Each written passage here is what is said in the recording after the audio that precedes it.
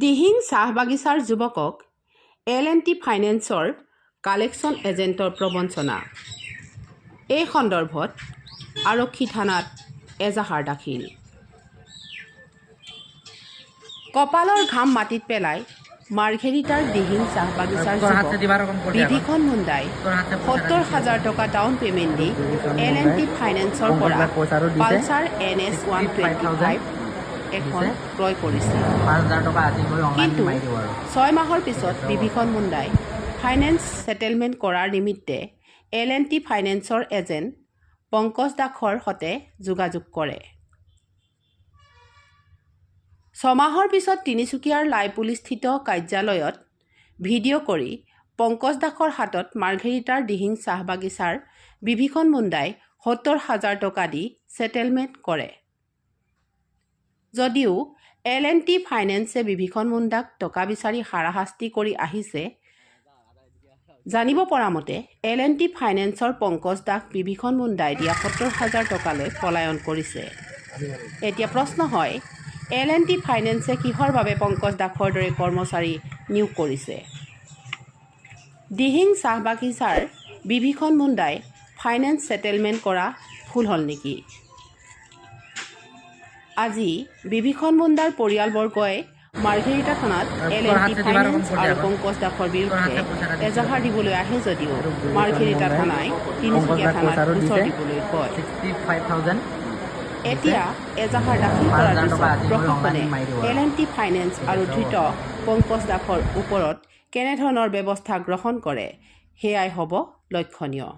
বিভীষণ মুণ্ডা, মই একটা ফাইন্যান্সে বাইক নিতে যাইছিলি, তো লাইপুলি বাজার ডিলারে, তো वहाँ से निकलारी डाउन पेमेंट दिली ৭০,০০০, ৬টা ইনস্টলমেন্ট মারেকে, তো ফোন করলি হুয়াটাই, তো সেটেলমেন্ট করাতে পারবো না নাই বললি, তখনটাই ও বললো যাই সেটেলমেন্ট করাই লিবি। তো ৭০,০০০ টাকা হুয়া বিন সেটেলমেন্ট করবার জন্য দিলি, তো এটা পয়সা দিয়ে করে আরও ফোন করছি ঝগড়াটাকে লাগছে না, সুইচ অফ মোবাইলটা। তো একবার যাই বিনছিলি, তো ডিলারওয়ালাকে বললি যে মোর এসা হয়ে গেল, তখনটাই বললো ডিলারওয়ালা আমরা তো কোনো করতে নাই পারবো, ও রিজাইন মারে চলে গেল।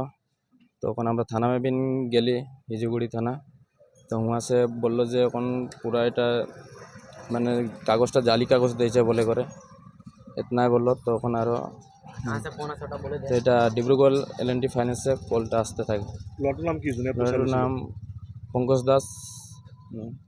এইটো এইটো তিনিচুকীয়া কি গাঁও বুলি কয় এইটো নাই। তুই কিমান টকা দিছিলা ৭০,০০০ ডাউন পেমেন্ট? অঁ, আৰু সেটেলমেন্ট কৰিবলৈ কিমান দিছিলা? সেটেলমেন্ট কৰা ৭০,০০০।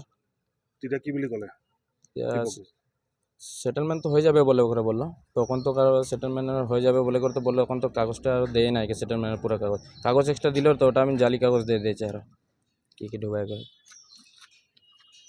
যোৱা বছৰ জানুৱাৰী মাহত ১৩ তাৰিখত বাইক এখন লোৱা হৈছিলে L&T ফাইনেন্সৰ পৰা। তো তাৰ পাছত আমি তাত দিয়া হৈছিলে 70,000 ডাউন পে'মেণ্ট। তাৰপাছত যেতিয়া আমি ছেটেলমেণ্ট কৰা কথা পাতিলোঁ, তাৰপাছত ক'লে যে আমাক যে 6টা ইনষ্টলমেণ্ট মাৰাৰ পাছতে 6টা ইনষ্টলমেণ্ট মাৰাৰ পাছত ছেটেলমেণ্ট কৰিব পাৰিবা বুলি ক'লে। 5টা যেতিয়া মাৰা হ'ল তেতিয়া আমি গৈছিলোঁ ডিলাৰত, তেতিয়া কৈছিলে যে এতিয়া নহ'ব আৰু একটা মাৰি লোৱা, তাৰপাছত আহিবা যে ছেটেলমেণ্ট হৈ যাব বুলি। যেতিয়া 6টা মাৰা হ'ল, তাৰপাছত ভাইটিহঁতি গ'লে ছেটেলমেণ্ট কৰিবৰ কাৰণে, তেতিয়া তাৰ ফাইনেন্সাৰে ক'লে যে হৈ যাব বুলি। তো ভাইটিয়ে 70,000 দিলে, চব হিচাপ পত্ৰ কৰি কিনি। তো 70,000 অঁ ফাইনেন্সাৰৰ হাতত দিলে, যোনে আছিলে পংকজ দাস বুলি এজন আছিলে, তাৰে এজনক দিয়া হৈছিলে 70,000। তাৰপাছত ই 70,000 ল'লে আৰু ক'লে যে তোমালোকৰ ছেটেলমেণ্ট ক্লিয়াৰ হৈ যাব, তোমালোকক মই NOC কাগজখন পঠিয়াই দিম বুলি ক'লে। ভাইটিতো ইমান পঢ়া শুনা নাই যে কি কাগজ দিলে কি নাই, ইয়াক এখন জালি ৰিচিপ্ট দি দিছে, ফেক হয় সেইখন ৰিচিপ্ট। সি ক'লে যে এখন ৰিচিপ্টেই হয় বুলি NOC। তাৰপাছত ইয়াৰ ওচৰত আহিলে ফাইনেন্সাৰৰ ফোন আহিছে, বাউন্স লাগি আছে, কৈছে যে তুমি লোন দিয়া নাই বুলি। ভাইটিক পূৰা টৰ্চাৰ কৰি আছে, ভাইটিয়েতো পূৰা পে'মেণ্ট কৰা আছিলে। তাৰপাছত ই গম পাইছে যে মোৰ লোনটো ক্লিয়াৰ হোৱা নাই, ডিলাৰত গ'লে, ডিলাৰত গৈছে। তাৰপাছত ডিলাৰৰ মেনেজাৰৰ লগত কথা হ'ল, ডিলাৰৰ মেনেজাৰে কৈছে যে হৈ গ'ল তোমালোকক, কোনো ফোন চোন নকৰে, এতিয়া তোমালোকৰ কথা মই পাতি দিলোঁ। তাৰপাছত আৰু এমাহ পাছত আহিছিলে মানুহ কোনোবা আহিছিলে ফাইনেন্সাৰৰ যে বাইক টানিবৰ কাৰণে। এইটো এমপ্লয় কেনেকৈ থৈছিলে যে যাতে সিহঁতি কি এইটো ফ্ৰড কৰে নেকি বাজাজ ডিলাৰ? এনেকৈতো হ'ব নালাগে যদি পইচা দিয়া হৈছে।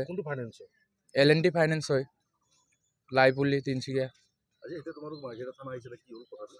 কথাটো কি হ'ল মানে, আমি যদি ইমান পইচা দিছোঁ তাৰপাছত টৰ্চাৰ শুনিব লাগে, তো আৰু ফাইদাটো কি আছে আমাৰ পইচা দিয়া? এনেকৈ ফেক মানুহ থ'ব নালাগে তাত ডিলাৰত। যদি ফেক মানুহ থৈছে সিহঁতি আমাৰ ছেটেলমেণ্টটো কৰাই দিব লাগে। আমি কিয় ইমান মানে হেৰেছমেণ্ট হ'ব লাগে যদি আমি পইচা দিওঁ। থানাত এফআইআৰ দিয়া হৈছিলে? থানাত এফআইআৰ দিয়া হোৱা নাই এতিয়ালৈকে। এফআইআৰ দিব আহিছিলোঁ তো তিনিচুকীয়া থানালৈ পঠাইছে আমাক, এতিয়া তাতে যাব লাগিব।